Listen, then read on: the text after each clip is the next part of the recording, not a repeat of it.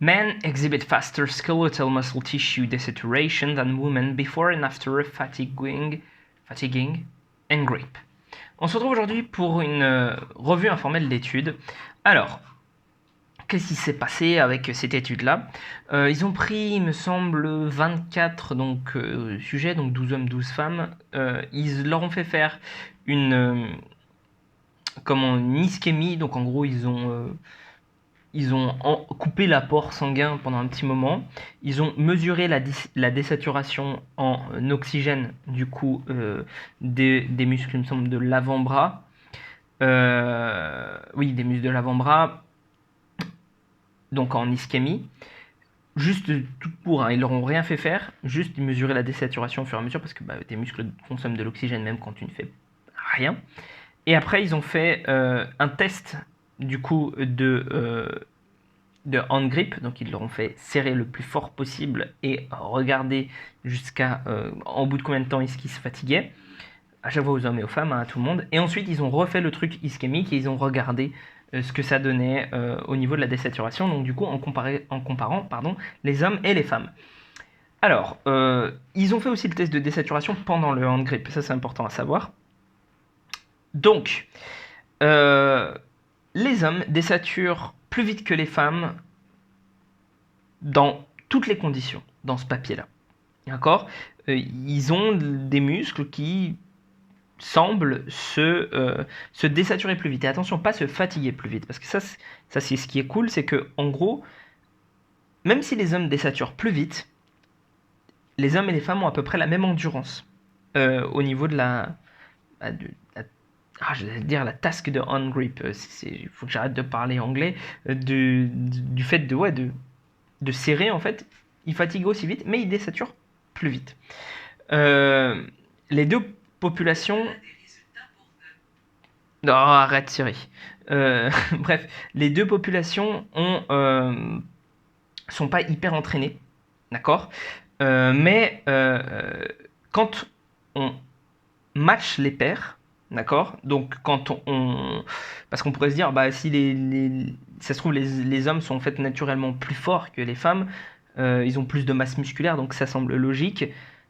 Bah non, en fait, quand on match les pairs par force et par masse musculaire, on se retrouve quand même avec un effet pour les...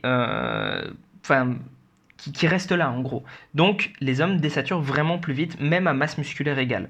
Et ça, c'est intéressant. Qu'est-ce qui pourrait expliquer ça? Les chercheurs avancent plusieurs hypothèses. Déjà, les femmes possèdent plus de fibres de type 1 et potentiellement une meilleure microvascularisation. Donc plus de fibres de type 1, ça veut dire plus de fibres endurantes. Donc potentiellement, elles ont une capacité à créer de l'énergie avec moins d'oxygène.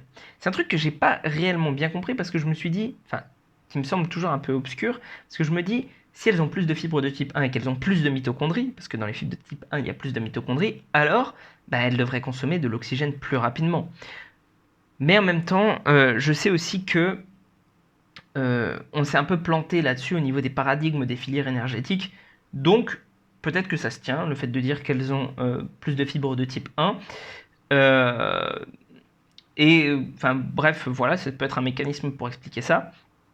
On ne peut pas en conclure, néanmoins, comme on l'a vu, que les femmes sont plus endurantes, qu'elles auraient tendance à être plus endurantes de façon globale. Parce que, les hommes désaturent plus vite, d'accord? Donc en théorie, utilisent plus d'oxygène, donc en théorie, ils devraient se fatiguer plus vite, mais déjà en réalité, on le voit, ça a été à peu près le même temps à l'échec.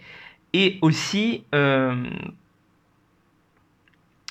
c'est sur une tâche isométrique. D'accord? Donc c'est un truc en fait où est-ce qu'en dynamique ça change pas? C'est un peu compliqué. Cependant, je pense quand même que comme elles ont moins de testo, comme les femmes ont moins de testo de façon générale, Parce qu'on a beaucoup de gens en fait qui vont avoir tendance à dire oui, il faut que les femmes s'entraînent plus, elles sont plus endurantes, elles peuvent faire des séances plus longues, machin, etc. J'aurais pas forcément tendance à dire ça.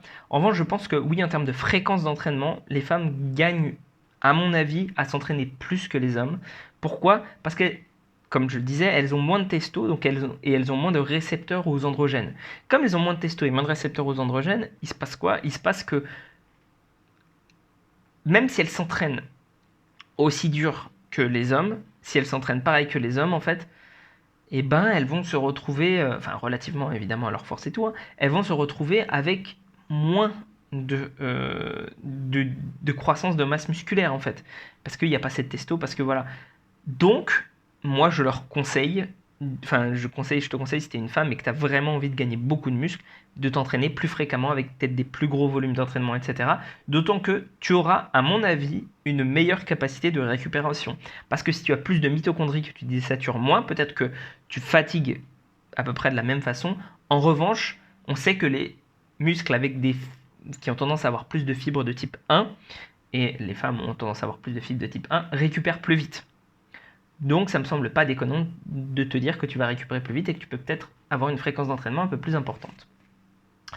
Je demande quand même à voir le résultat sur les mêmes études sur des populations beaucoup plus entraînées, parce qu'on sait que l'entraînement, ça fait changer les fibres.